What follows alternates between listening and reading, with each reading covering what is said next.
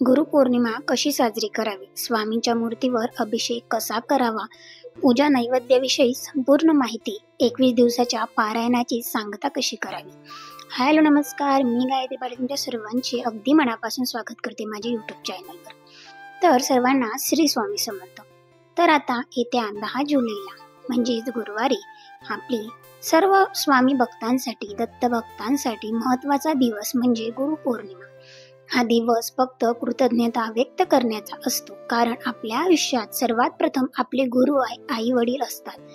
कारण मनुष्याच्या जीवनात त्याला 5 गुरु हे मिळत असतात. सर्वात प्रथम आपले आई वडील, त्यानंतर आपले शिक्षक जे आपल्याला विद्या देतात आणि आपल्या जीवनावर आकार देण्यासाठी, आपले जीवन जगण्याची दिशा ठरवण्यासाठी सुद्धा आपल्याला आपल्या जीवनात योग्य तो मार्ग दाखवण्यासाठी आपल्याला एक योग्य गुरुची गरज असते, योग्य गुरुची आवश्यकता असते. आणि म्हणून आपण जेव्हा साक्षात भगवान श्री स्वामी समर्थ महाराजांना आपले गुरु मानत असतो, तेव्हा तेच आपल्या जीवनाची दिशा ठरवत असतात आणि तेच आपल्या जीवनाचे सर्व काही करता करविता असणार आहेत. आणि आपल्या आयुष्यावर आपल्याकडे आपले गुरु नसतील किंवा आपल्या गुरुचं मार्गदर्शन आपल्याला नसेल तर आपलं आयुष्य काय होईल, हा विचार नक्की एकदा करून बघा.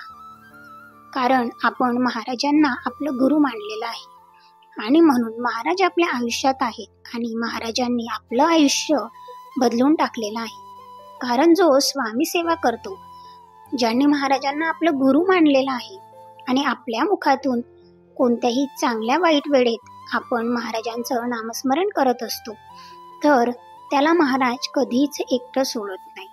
आणि आपण जर आजपासून मागे फिरून पाहिलं तर आपण विचार नक्कीच करू शकतो का महाराज आपल्या आयुष्यात आले म्हणून आपलं आयुष्य त्या क्षणापासून आपलं आयुष्य महाराजांनी पूर्णपणे बदलून टाकलेलं आहे. कारण आपल्या सर्वांच्या आयुष्यात गुरुचं स्थान असणं खूप जास्त महत्त्वाचं आहे आणि त्याच गुरु प्रति कृतज्ञता व्यक्त करण्याचा हा दिवस. तर येणाऱ्या गुरुवारी म्हणजे 10 जुलैला गुरुपौर्णिमा आहे. तर आषाढी पौर्णिमेला आपण गुरुपौर्णिमा म्हणून साजरी करत असतो. तर ही गुरुपौर्णिमा बुधवारी रात्री सुरू होते, तर गुरुवारी रात्री संपणार आहे. तर गुरुवारी संपूर्ण दिवस गुरुपौर्णिमा असणार आहे आणि आपण सर्व सेवेकऱ्यांना नेहमीप्रमाणे पौर्णिमेचा सत्यनारायण सुद्धा हा गुरुवारीच करायचा आहे. असं पाहिलं तर गुरुवार हा आपल्या गुरूंचा वार आहे आणि गुरुपौर्णिमा सुद्धा गुरुवारीच आलेली आहे. म्हणून आपल्यासाठी हा एक सुवर्ण योगापेक्षा सुद्धा कमी दिवस नाही.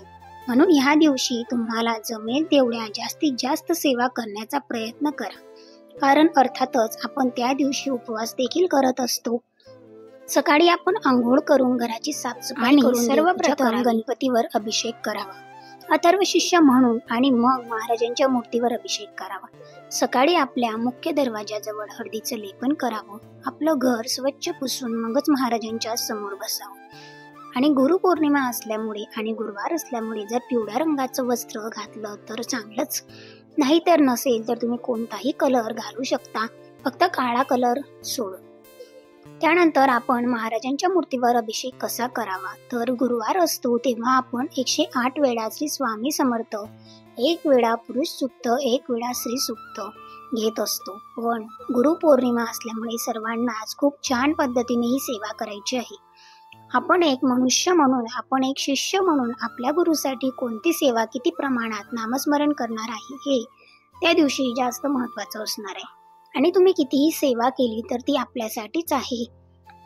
कोणी कोणाचं कधीही घेऊन जात नाही. तुमचीच रक्षण होत असतं त्या सेवेमधून जास्तीत जास्त. तर तुमच्याकडे जी महाराजांची मूर्ती असेल ती एका तामणात ठेवून त्यावर आपलं अभिषेक पात्र ठेवावं आणि ज्याच्याकडे महाराजांची मोठी मूर्ती असेल किंवा अभिषेक पात्र नसेल त्यांनी अगदी चमच्याने पाणी टाकून अभिषेक करावा.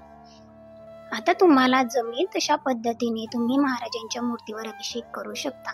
पाण्याने, पंचामृताने, दह्याने, दुधाने, हळदीने, चंदनाने, जे उपलब्ध असेल त्याच्याने अभिषेक करावा. तुम्ही कशाने अभिषेक केला तर तुम्ही किती मनापासून ही सेवा करता हे तुमचा जास्त भाव महत्त्वाचा आहे. तर त्याच पद्धतीने अभिषेक करताना सर्वप्रथम महाराजांच्या मूर्तीवर स्वामी स्तवन म्हणावं. कारण आपण स्वामी स्तवन पासूनच महाराजांच्या सेवेला सुरुवात करत असतो आणि दररोज सुद्धा स्वामी स्तवन आधी म्हणायचं देवपूजेच्या आधी. आणि स्वामी स्तवन म्हणायचं असतं, पण तेव्हा मात्र अभिषेक करायचा नाही. त्यानंतर गणपती अथर्व शिष्य तुम्हाला म्हणायचं आहे. त्यानंतर 16 वेळा पुरुष सूक्त म्हणायचं आहे, 1 वेळा स्त्री सूक्त म्हणायचं आहे आणि 1 वेळा पवनाम सूक्तम तुम्हाला म्हणायचं आहे. 1 वेळा रामरक्षा म्हणायची आहे. 1 ते 9 ओवीपर्यंत. नंतर फलश्रुती म्हणायची गरज नाही. तर या सर्व सेवा तुम्हाला आपल्या नित्य सेवेच्या पुस्तकात तुम्हाला मिळून जातील.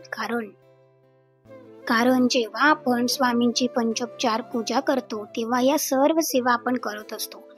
पंचोपचार पूजा म्हणजेच काय, तर अर्थातच धूप, दीप, नैवेद्य या सर्व प्रकारच्या पंचोपचार पूजा असतात. अक्षदा.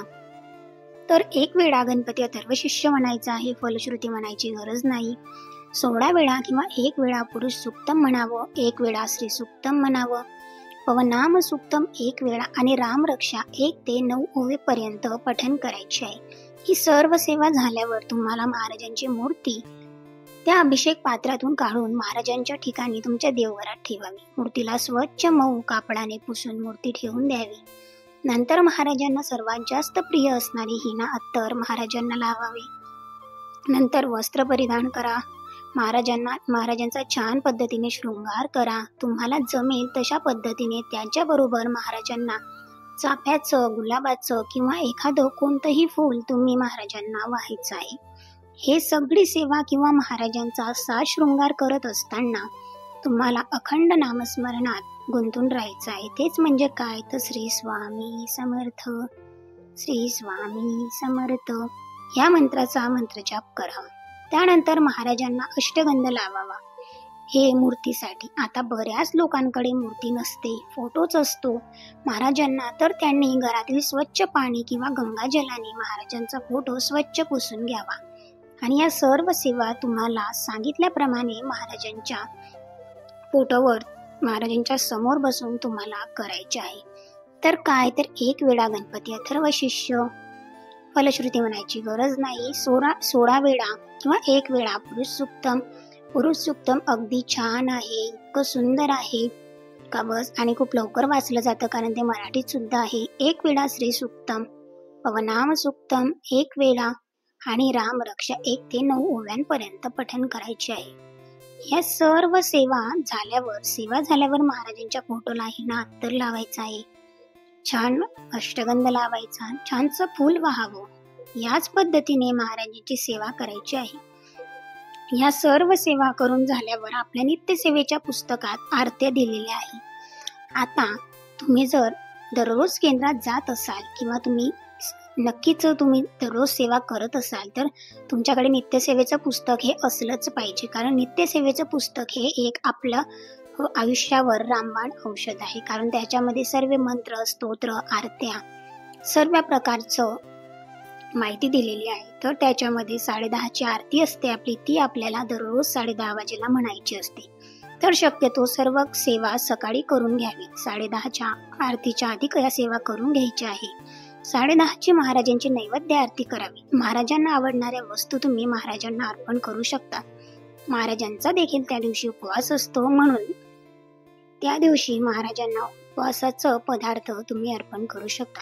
किंवा एखादं फक्त किंवा केळी, दूध, साखरेचा नैवेद्य, दही हे सुद्धा तुम्ही त्या दिवशी महाराजांना देऊ शकता. तुम्हाला जमेल ते मनोभावे तुम्ही अर्पण करावं.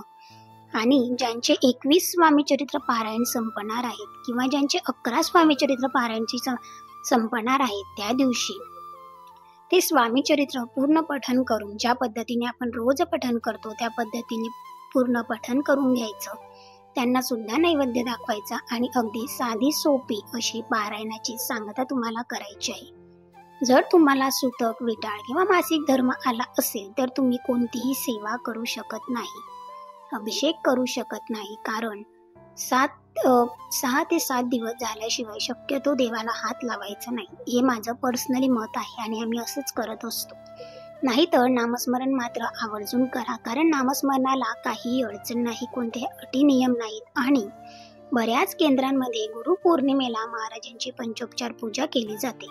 म्हणून तुमच्या घराजवळ जर केंद्र असेल तर तिथे सुद्धा तुम्ही सामूहिक स्वरूपामध्ये या सेवा करू शकतात महाराजांची, कारण सामूहिक सेवेचं फळ सुद्धा तितकं जास्त असते आणि आपल्या गुरुपौर्णिमा असल्यामुळे गुरूंचा जो काही मंत्र जाप सुद्धा तिथे अखंडित चालत असतो केंद्रामध्ये.